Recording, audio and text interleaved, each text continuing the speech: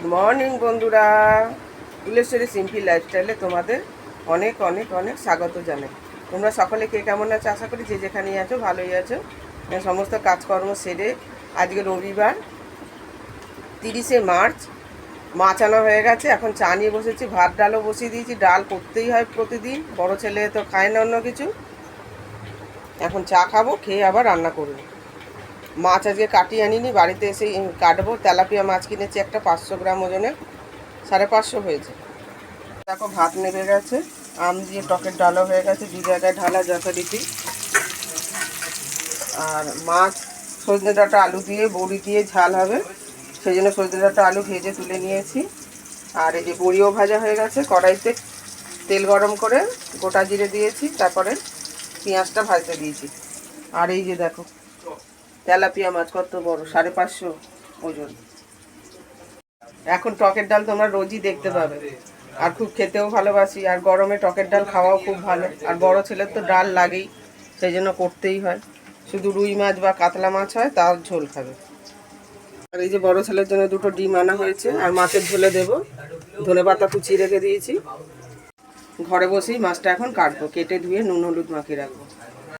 এই যে দেখো মাছ ধুয়ে নিয়ে আসলাম, কেটে ধুয়ে নিয়ে এসেছি ভালো করে। এবার নুন হলুদ দেবো। আর এদিকে ঝোল বসে গেছে, মাছের ঝোল। অন্য কড়াইতে মাছ ভেজে এর মধ্যে দেবো। কড়াইতে মাছ ভাজতে দিয়ে এসে একটু হাওয়া খেতে বসেছি, বিশাল গরম লেগেছে। দেখো চান করে উঠেছি, তাও কীরকম ঘামা ঘেমে গেছি, কি গরম পড়ে গেছে বাপরে বাপ। অনেক কাচাকুচি করলাম। ছেলে তো মামার বাড়ি থেকে এসেছিলো, যে জামা প্যান্টগুলো নিয়ে গেছিলো সেগুলো সব কেচে দিলাম, ঘর ঝাড় দিলাম, গ্যাস ওভেন মুছলাম, মুছে টুচে চান করে পুজো দিয়ে দিলাম। হাজব্যান্ড আজকে ভোরবেলা কাজে বেরিয়ে গেছে, 5:30টায় উঠে 6টায় বেরিয়ে গেছে। এখন টিভি চালিয়ে বসছি, একটু হাওয়া খাবো, তারপর ভাত খাবো। তোমরা দেখতে থাকো। দেখো ভাত বেড়ে নিলাম, একদম সিম্পল রান্না। আম দিয়ে টকের ডাল, আর ডাঁটা আলু, সজনে ডাঁটা আলু বড়ি দিয়ে তেলাপিয়া মাছের ঝাল। ঝোলও না, আবার বেশি শুকনোও না। চলো খাওয়া দাওয়া করে নিই। তো বন্ধুরা এখন 5টা 15 বাজে, চা নিয়ে বসে গেছি। চা টেস্টটা পেয়ে গেছে, কারণ আজকে শুইনি, শোয়ার টাইমও পাইনি। বাসন মাজলাম বিকেলে, এঁঠো বাসন, ঠাকুরের বাসন ধোয়া গেছে, গাছে জল দিলাম। তারপর শাখা পরিষ্কার করছিলাম, অন্যরকম পলা পড়েছিলাম, শাখা পলা পড়লাম, পরিষ্কার করলাম। কলগেট দিয়েছি, লেবু দিয়েছি, আর বাসন মাজার সাবান আর ব্রাশ দিয়ে ঘষেছি। মোটামুটি পরিষ্কার হয়েছে, খুব ভালো পরিষ্কার হয়নি, সাদা হয়নি, তাও যাই হোক। এখন টিভি চলছে, টিভিতে ভূতের গল্প শুনছি, ব্লগও দেখছি। আজকে তো পড়ানো নেই, রবিবার ছুটি। চা নিয়ে বসে গেছে, একটা বিস্কুট খাওয়া হয়ে গেছে।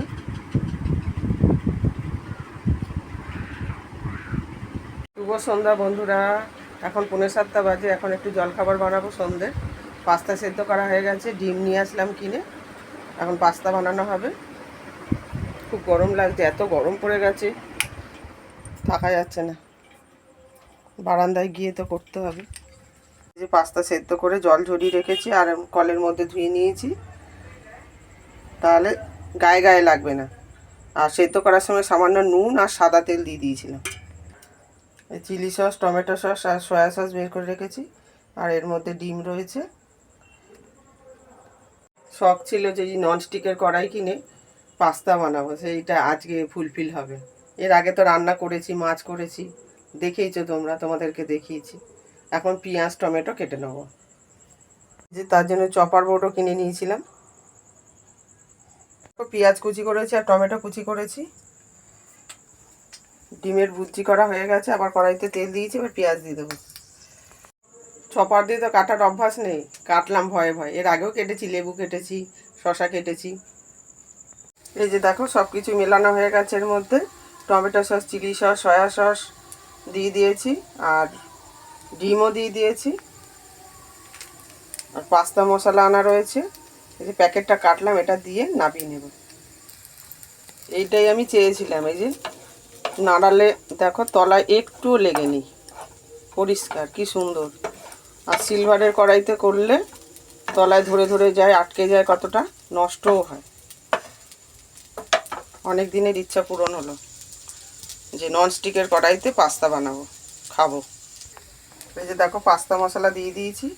এবার একটু স্ট্যান্ডিং টাইম দেব, চাপা দিয়ে রাখবো, এখন একটু বাদে খাবো। মানুষ তো আশা নিয়েই বাঁচে, সেটাই উচিত বলো। যে কতদিনের শখ, অনেক কিছু শখ মিটেছে, এখনও অনেক কিছু শখ আশা রয়েছে যেন ফুলফিল করতে পারি। আশা নিয়েই তো মানুষ বাঁচে, তাই না?